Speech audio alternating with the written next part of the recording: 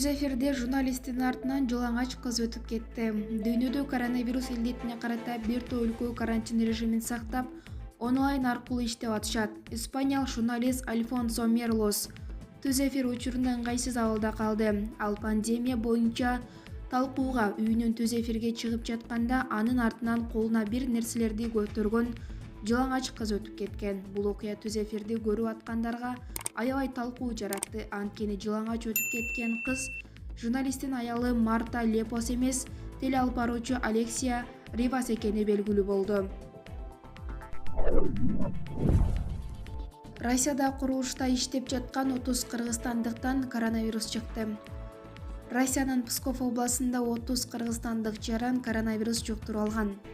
Алардын бардыгы Новосокольники айылындагы жугуштуу оорулар ооруканасынын курууда иштешкен. Бул тууралуу область башчысы Михаил Ветерниковго таянып жазды. Кыргыз жумушчулардын абалы боюнча 88 адам, 30 оору жуктургандар сандары дароо өсүп, олуттуу жүк болуп турат дейт губернатор. Анын айтымында бейтаптардын көпчүлүгү симптомсуз оорунун жеңил формасынан өтүүдө. Новосокольникиде 100 койкага чейин пландалган жугуштуу оорулар бөлүмү салынууда. Маалымат бул элдик медиа. Нью-Йоркто жүк ташыган унаалардан 19 жансыз дене табылды.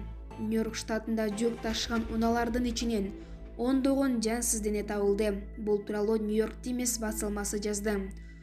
Укук коргоо органдарынын кызматкерлеринин айтымында жашоочулар жүк ташыган унаалардан жагымсыз жыт чыгып жатканын айтып даттанышкан. Ал эми унаалар Бруклиндеги өлүккана жанында токтотулган. Өлүк сактоочу жайда денени тоңдуруучу камералар иштебегендиктен аларды чоң унааларга сактап жатышкан. Окуя болгон жерге барган полиция көптөн бери турган 19 жансыз дене тапкан. Бул адамдар коронавирустан каза болгону тууралуу маалымат жок. Акыркы учурларда Нью-Йорктун саламаттыкты сактоо системасына коронавирус эпидемиясына байланыштуу өзгөчө күч келип жатат. Оорудан каза болгон адамдар көбөйүп, бирок жансыз денелер өлүкканага батпай жатканы маалымдалды. Жалаңач аялдын колундагы баштыктан окуучу кыздын башы табылды. Украинанын Харков шаарындагы көчөдөн кармалган жалаңач аялдын колундагы баштыктан өспүрүм кыздын башы табылды. Маркум ушул аялдын кызы экени, аялдын колунда бычак болгону тууралуу маалымдашты. Полициянын маалыматы боюнча аялды күч органдарынын кызматкерлери тапкан. Ал аял окуя тууралуу эч нерсе айткан эмес. Ал эми бүгүн эртең менен полицияга 40 жаштагы тургун кайрылган. Анын айтымында үйүндө 38 жаштагы карындашы жана 11 жаштагы жээни менен чогуу жашап жаткан. Эртең менен жээнинин башы жок денесин үйүнөн тапкан. Кошуналардын айтымы боюнча 38 жаштагы аял өзүн жакшы алып жүрчү жана иштеп жүргөн. Ал жакыр болгонуна карабай окуучу кызына жакшы кам көрүлүп, мектепте билим алып жаткан. Окуянын чоо жайы такталып жатат. Маалымат булак баракелди. Даниэль Ажиев СИЗОдо орозо кармап намаз окуп жатат. Интернетте сөгүнгөн сөздөр үчүн кармалган Даниэль Ажиев 26 майга чейин камакка алынган. Мындай чечимди Бишкектин 1-май райондук соту чыгарган. Маалыматка ылайык, Ажиев жазуу кодексинин 313-беренеси боюнча шектүү катары Бишкектеги номер 1-тергөө абагына камакка алынган. Даниэль Ажиев Инстаграмдагы баракчасына видео жарыялап, колунда жокторго жардам көрсөтүп жатканын, сындагандарга нааразы болуп сөгүнгөн. СИЗОдо орозо кармап намаз окуп жатканы айтылууда. Айтоор акылына келип элдин барк баасын түшүнүп чыкса деген ниетибиз. Маалымат булак Аруа Гейже. Бүгүнкү жыйналышта спикер кайрадан сөзүнөн жаңыла жаздады. Урматтуу мекендештер, урматтуу депутаттар, мына туура азыр 35 күн болуптур. Ошо өзгөчө абал, өзгөчө кырдаал менен бүгүнкү күндө мамлекетибиз жашап жатканы бардыгыңыздарга белгилүү. 16 март күнү эң биринчи ушул коронавирус Кыргызстанда пайда болгонун бардыгыңыздарга маалымат. Кыргызстанда дагы 10 адамдан коронавирус аныкталды. Кечинде республикалык штаб өлкө аймагында 42 бейтап айыгып чыкканын кабарлаган болчу.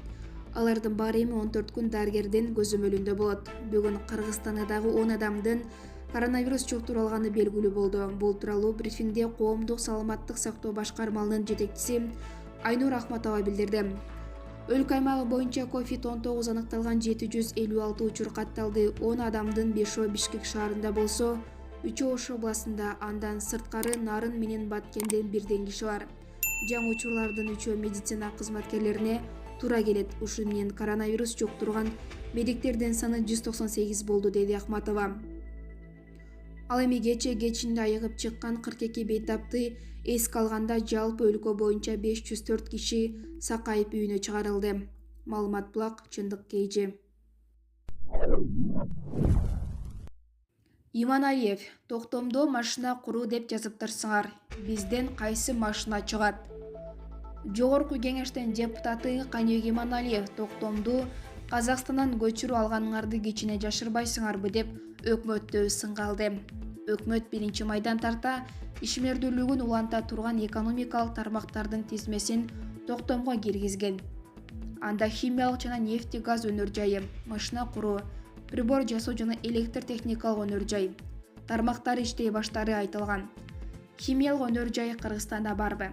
Машина куруу же прибор жасоо Кыргызстанда барбы? Андай болсо ядролук согуштарды чыгаруу, атомдук куралдарды чыгаруу, космостук өндүрүштөрдү чыгаруу 1 майдан тарта иштейт деп жазып койбойсуңарбы деп какшы калды депутат. Маалымат Булак, Элдик медиа.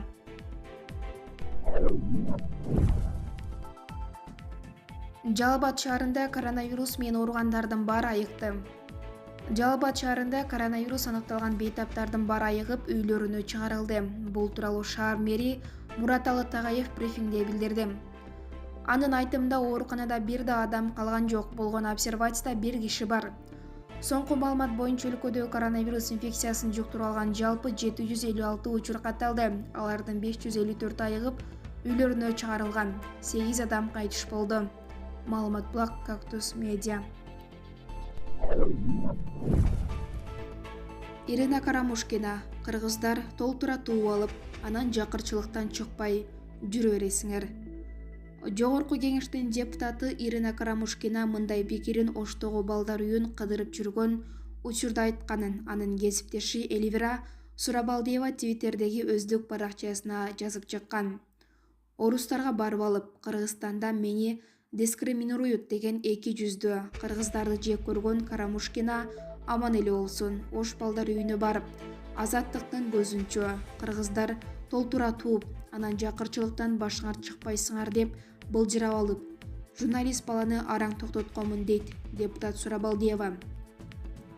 Белгилей кетсек, Ирина Карамушкина бир нече жолу улуттук баалуулуктарга шек келтирген пикирлери менен сынга алынып келген. Кечээ жогорку кеңештин кезектеги жыйынында мусулмандар тутунган ислам динине карата негативдүү ойлорун билдирип, кайрадан сынга кабылды.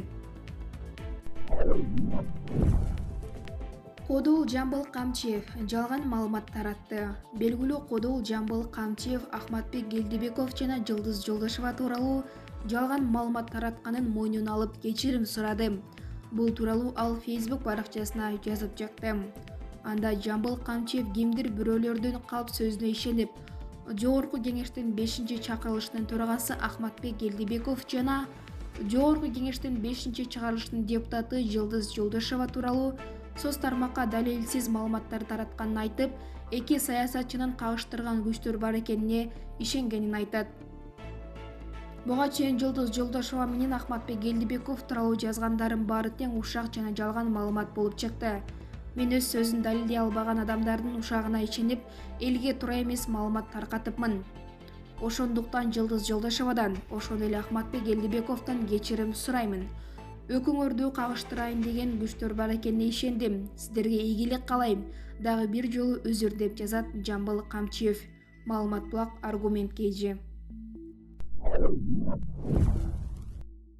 Бишкекте жеңил унаа Бустрато каналына кулап кетти.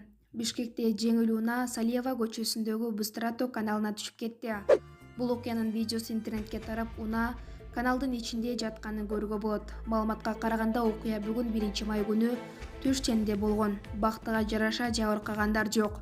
Ал эми унааны көп өтпөй атайын кызмат келип каналдан алып кеткен.